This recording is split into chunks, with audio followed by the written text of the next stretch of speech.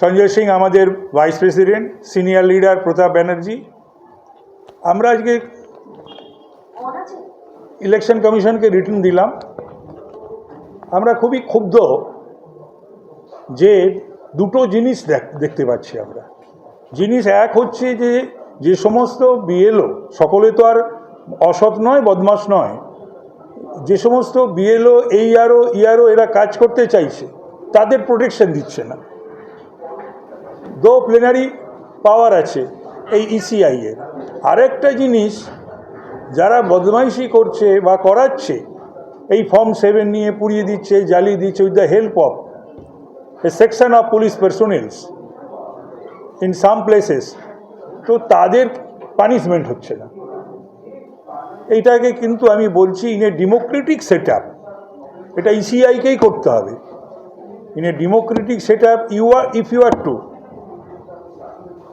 have a peaceful, free and fair election in West Bengal, তাহলে আপনাকে এখন থেকেই তো এইগুলো ব্যবস্থা করতে হবে। এবং ইসিআই এর এটা ডিউটি যে একটা ফ্রি, ফেয়ার এবং পিসফুল ইলেকশন করার। চতুর্দিকে আজও কি হয়েছে, কালও হয়েছে, সর্বত্র হচ্ছে, এবং অ্যারেস্ট করা হচ্ছে যারা ফর্ম 7-এ। এটা তো তার রাইটের মধ্যে পড়ে যে সে যদি কেউ জেনুইন ভোটার না হয় তার এগেনস্টে কমপ্লেন দেওয়া, সেইখানে তা অ্যারেস্ট করাচ্ছে। যদিও ম্যাজিস্ট্রেট তারা রেপ্রিম্যান্ড করেছে পুলিশকে এবং বেল দিয়েছে। তো সুতরাং এইগুলো হচ্ছে বিষয়। তাছাড়াও আমরা দেখি যেটা করে ডোমিসাইল সার্টিফিকেট। ডোমিসাইল সার্টিফিকেট এখন কেন, আগে দেয়নি কেন, এই সময় কেন? এই তো এক।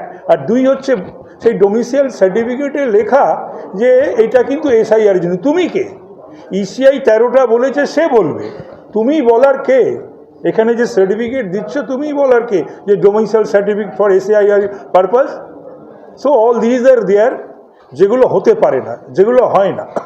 সব কিছুরই তো একটা নিয়ম আছে, সেই নিয়ম বহির্ভূত কাজ কিন্তু এখনও এখানে হয়ে চলেছে। তাই আমরা এসেছিলাম। এরপর আর আমাদের কিছু বলার নেই। যদি থাকে সঞ্জয় সিং, না সেগুলো ওদের ব্যাপার, ওরা বুঝবে, ইসির ব্যাপার। ইসি যদি মনে করে বাড়াবে, যা করার করবে। ইসির তো ইনঅর্মাস প্লেনারি পাওয়ার কনস্টিটিউশন দেওয়া, এবং ইসি যদি যেটাই মনে করবে সেটাই করতে পারে, সেটা ইসি বুঝবে। আমরা বাড়ানো উচিত বা উচিত না কোনোটাই বলছি না। তবে এটা তো ঘটনা যে ইসিআই এর যে কাজ এবং যে এসআইআর এর যে স্পিরিট, এবং যেটা আমরা বারবার বলেছি যে বিফিটিং ম্যানারে হতে হবে, সে কাজটা তো ব্যাহত হয়েছে। তবে যে প্রপারলি যদি এসআইআর না হয়ে থাকে তাহলে ইলেকশনে করার তো কোনো অর্থ হয় না। ইসিআই যদি মনে না করে, যদি মনে করে আমার কিছু বলার নেই। ইসিআই যদি মনে করে যে ঠিকঠাক মতন এসআইআর হয়নি, তাহলে পরে তো on the basis of that list electoral রোলটা তো পিওর হতে হবে, এটা নির্ভুল হতে হবে। যে এই যে এত অভিযোগ, পক্ষে বিপক্ষে এত অভিযোগ ইসিআই এর বিরুদ্ধে, বিএলওদের বিরুদ্ধে, এত কিছু পরেও আজকে শেষ দিন পেরিয়ে গেল। আপনার মনে হয় যে ভোটার তালিকা পাবলিশ হবে সেটা স্বচ্ছ ভোটার তালিকা? দেখা যাক, সেটা যতক্ষণ পর্যন্ত পাবলিশ না হচ্ছে আমরা দেখছি। আমরা তো শুধু দেখবো না, সারা বাংলার মানুষ দেখবে, এবং তারা তো প্রতিটা বুথে যারা বাস করে, আত্মীয় স্বজন, প্রতিবেশী, পাড়ার লোক, তারা তো বুঝতে পারবে যে এই ভোটার লোক ত্রুটি মুক্ত না ত্রুটি যুক্ত।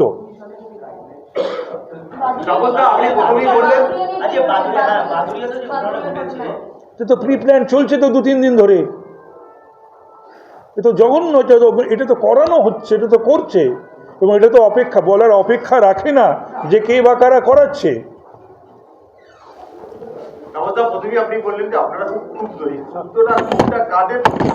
ক্ষোভটা হচ্ছে যে বললাম তো, দুটো সেকশন, একটা সেকশন ঠিকঠাক কাজ করতে চাইছে, তাদের থ্রেট করা হচ্ছে, কাজ করতে দেওয়া হচ্ছে না, প্রোটেকশন দেওয়া হচ্ছে না।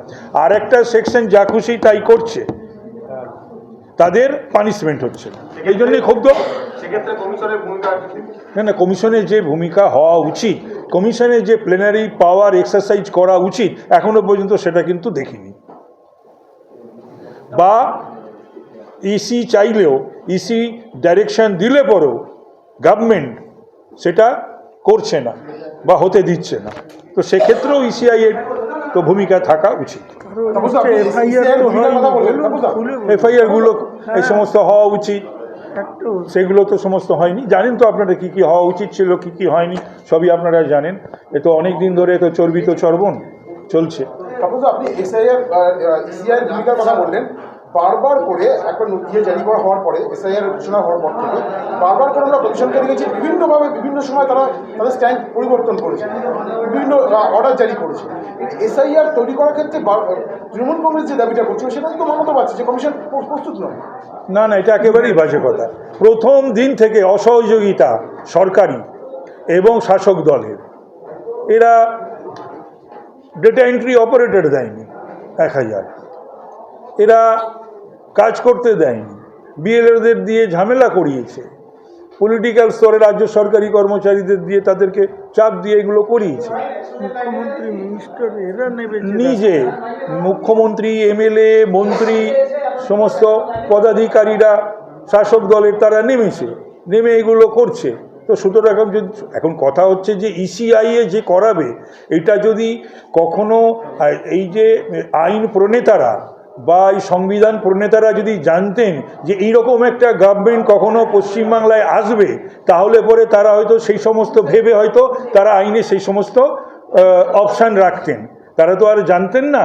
তো সুতরাং সেই জন্যে এই যে রাজ্য সরকারি কর্মচারীদের নিয়েই তো ইসিআইয়ের ম্যান পাওয়ার বা শক্তি।